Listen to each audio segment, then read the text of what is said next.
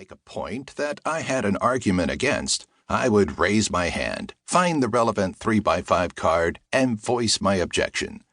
Each and every time, my professor would calmly and effortlessly expose the weakness or factual incorrectness of my objection, and then move on. I quickly surmised that I wasn't the first fundamentalist Christian this professor had tangled with. By the third or fourth class, some students began to complain about my persistent questioning.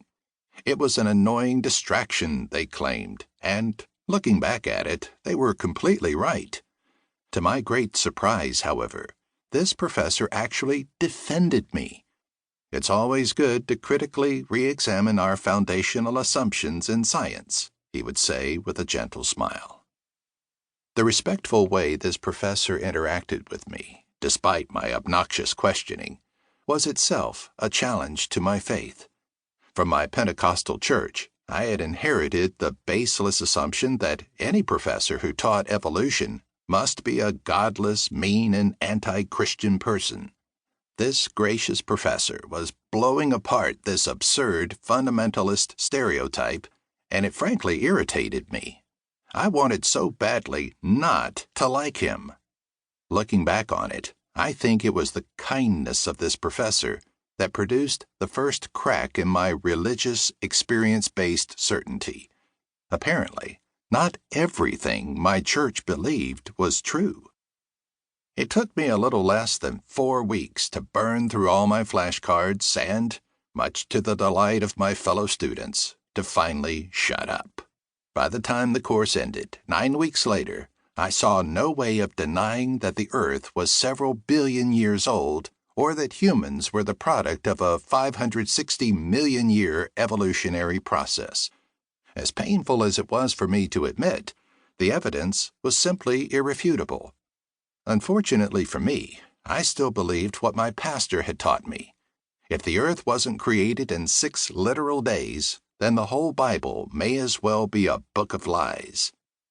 Convinced that the Earth wasn't created in 6 literal days, I felt I had no choice but to reject the book of lies.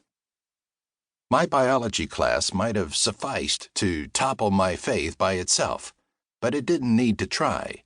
It received strong assistance from another freshman course I attended called The Bible as Literature.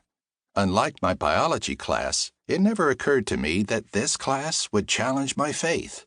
In fact, since I had already read the entire Bible and heard a year's worth of sermons on it, I assumed this would probably be the easiest 3 credits I'd ever earn.